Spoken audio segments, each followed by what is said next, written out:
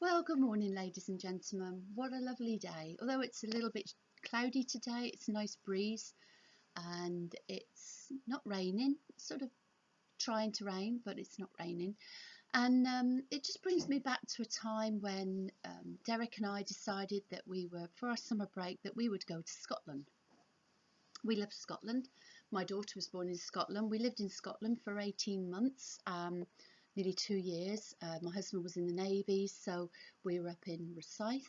So we absolutely loved Scotland. So we planned a tour, but we knew where we were going to get at certain times. So we had to get to John O'Groats by the end of the week. And we decided that we would just go with the flow, which is very unusual for Derek because Derek's normally organised, but we decided that we would find campsites, and up there's a lot of wild sites, wild camping it's called. So certain laybys you could park in all overnight and then go off in the morning. Nowadays they won't let you stay in certain places, which is sad really. When we got to the other side of Rosyth, we were going to park up there. We parked up thinking it was wild camping, it was a lay-by. We saw a lot of people coming and going, so we decided we'd have our meal.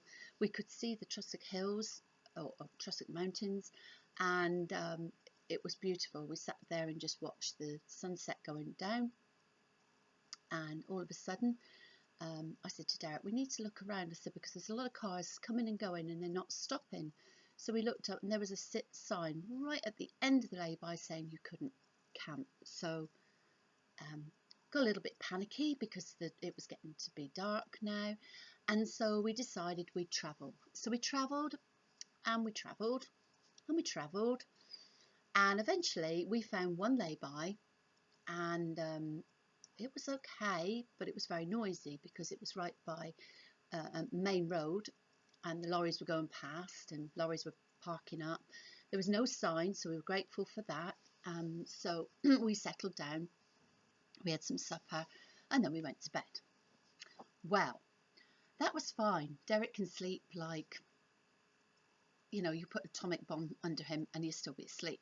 But me, I could hear everything. So to start off with, there was a group of people that decided that they were going to drive up and be drinking, and they were making lots of noise, so I couldn't settle because I was thinking, you know, hope they don't damage the camper. Then they left, and so eventually I think I got to sleep at about 2. And then a lorry drove up, parked in. It was fine, quiet as a mouse really compared to these young people. But it was an experience. So the next day we decided we'd carry on. So we carried on and we found this beautiful this car parking place. We saw this sign, and it said nature reserve, and it said a natural car park, you know, little cafe, etc. So I said to her, let's go in there. And he said, oh, okay, let's go in there. So we parked up. It was a massive car park. There was only a few of us there, and we parked up and we decided that we would just park up and have breakfast, because we hadn't had breakfast back there. So we thought, right, we'll have breakfast here. So everybody was waiting for the little cafe to open, but the cafe was lovely. It had a lovely view of the mountains and the scenery and the fir trees. It was beautiful, but fortunately there was little midges, but you get used to that. We had brought a mask and things to cover up for the midges, but you know, we just, in the cafe they were gone. When we come out they were there, and we just got used to it. So and there were some lovely beautiful statues there as well. I remember there was one of a Highland cow, and it was absolutely beautiful, made out of metal. I've got a picture somewhere, but it was just it just fitted in with the surroundings. It was lovely. And then we decided that we would make our way further upfield, and it was a long trip, because in between those stops there was a big trip to do, because we had to do this in a week. And at the time, it was Derek's mum's birthday the following week, and Derek said to his mum, he said, "Look, we're not going to be back for your birthday." And her face dropped, really dropped, and so Derek decided that, in his head, without us knowing, decided that he would be back. So we went off. We went up past Rosyth. We went up past further up, right up to, as you're going out towards the sea, and it was beautiful, beautiful weather, really lovely weather. We had a couple of storms, really bad thunderstorms. We broke down. That's another story. But even in that, we weren't worried because we knew it would get done. I mean, the hills were like that. They weren't like ours. They were just up and over. And for this little old camper going up, and it's an old camper, so for it to go up the hills, it was a hard slog. And eventually the gear dropped out. So we found a garage guy, and he said, "Well, you can camp outside the garage." So we said, "Oh, thank you very much." So we camped outside the garage. So that was another experience, and we were able to get some food there and just be able to chill a little bit. Although Derek was very worried about the camper, because, as I said, it's an old camper and sometimes you can't get the parts. So being up in Scotland, we were thinking, you're not going to get the parts for this. So the guy worked on it half a day. We went off and looked at their little village and had some breakfast there, and it was lovely. It was like going back in time, but it was slow. Everything was slow. And when we got back, he'd repaired it. He said, "Well, mate," he said, "this might last." He said, "It might not, but," he said, "it should last." He said, "It should last for a long time." So he said, happy driving. So we were going on the coast. We'd gone up from Rosyth. I can't remember where the place is. I'm so sorry. And we were going up the coast towards John O'Groats. And we found a campsite. Derek said, "Let's find a campsite." So I said, "Okay, we'll find a campsite." So we found this beautiful campsite. It was pouring with rain, but outside of where we parked, there was Highland cattle. It was just lovely. It was like being in nature, and that's me. I love things like that. And we woke up in the morning and we could see the sea and we could see the Highland cattle and we could talk to them. They were just literally over the hedge, and they were beautiful, beautiful characters. They are absolutely lovely characters. If you've ever watched Countryville, you'll understand what I mean. And so eventually we stayed there a couple of nights because we needed to rest after being broken down and everything. So we stayed there a couple of nights, and then we started travelling further up. But every day was lovely. We might go to bed when it was raining, but when we woke up, it was normally clear. It was just beautiful. Eventually, we got to John O'Groats. Well, John O'Groats is a different kettle of fish completely. You get to the end of the land, and there's a massive car park. We had booked it, thank goodness, because it was packed, full of people, children. There was even a double-decker bus, which was a German double-decker bus that had brought up students. How they got them up the road, I do not know, but they did. And it was massive. It was a double-decker bus with another bus behind it, so it was linked together. And you could see them having evening meal in that. So we went for a little walk. There's not a lot to see there apart from the wildlife, the birds and the seals, if you get a chance to see them. So anyway, we eventually we camped there. Well, the next night it was windy, it was wet, and they say when you go to John O'Groats, you never know what the weather's going to be like. You just never ever know.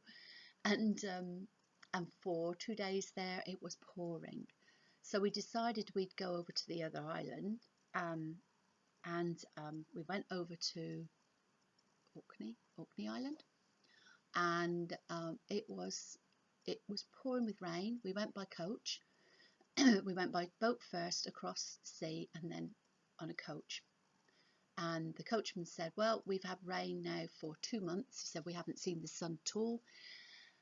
And guess what? The sun came out. It was a beautiful day. We saw the historic places around there and we had lunch there, and it was just lovely. But just to see the scenery, different scenery in our country, in Scotland, it was just breathtaking.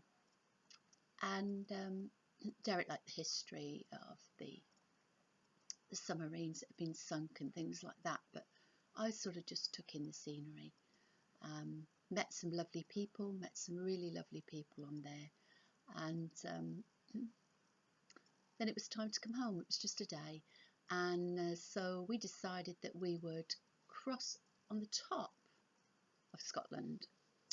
Well, we never looked at the roads, we never saw the roads, we didn't check with the roads, and we travelled along. We found a beautiful beach, fabulous, absolutely beautiful beach. I will mention names eventually when I get to know them. I can't remember, just cannot remember all the names today. And we went on a one-track road, and we were like, Derek saying, is this the right road to go on? And I was going, well, I don't know, check the map, the sat nav's wrong, and as a husband and wife would do, anyway, we were on this road. And the scenery was phenomenal. And Derek said, check the map, check. And I was checking the map, and from nowhere at all came this beautiful eagle, golden eagle, flew straight across our car. It was only a young one, straight across the camper van, and I missed it because I was looking at the map. And I was so upset. I was really upset. So I was looking everywhere for eagles then, but I was just so upset. But we were watching the road because the road was so dangerous. And at one stage, we actually come up and around by the road, and a coach came the opposite way, and it wouldn't let us go through. So we had to pull right over, and the coach was right on the edge of this like cliff type place where it came through. How it came through, I do not know, but obviously they do it every day, as they do. But it was just a beautiful time with my husband, beautiful time camping. And then Derek said to me, right, he said, I really feel we need to get back to see your mum. To see my mum. That's right, his mum. Sorry, his mum. And she hadn't been very well. So I went, no, we've got to stay, we've got a few more days yet. And he said, no, I really feel it's right. So from the top, we rushed down to Glasgow, near enough in 2 days.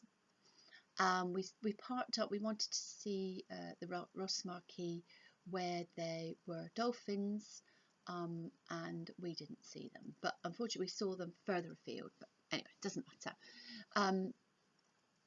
And we travelled, and I was a little bit angry because I didn't want my holiday to end, which is understandable. But God knew. God knows everything. He knows it before we even know. And the thing was, that was Mum's last birthday. And we managed to get back, and she was so surprised. We met her at a beautiful little restaurant, and she was so surprised to see us there, and it just made her day. But the following year, she wasn't here. So God knew, and I thank God that my husband was persistent in saying, look, we've got to get back. So sometimes you have to listen to what God's saying and not what we're saying. But it was a lovely, lovely holiday, and hopefully one day we're going to go back up there and spend a lot more time there.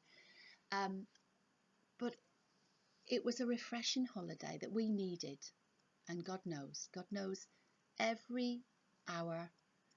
He knows what we need, and so just listen to what He's saying. Rest when you need to rest, sleep when you need to sleep. Listen to Him when you need to listen to Him. Read His Bible, when He speaks to you. And it's important. God knows. And that's the most important thing. So I will say bye. Look forward to seeing you again. Sorry it's a little bit longer than normal. I'm so sorry about that. But I just wanted to get across the beauty of Scotland. And if you ever get a chance to go to Scotland, please go to Scotland. It's beautiful. Take care, please be safe, and see you soon. Bye.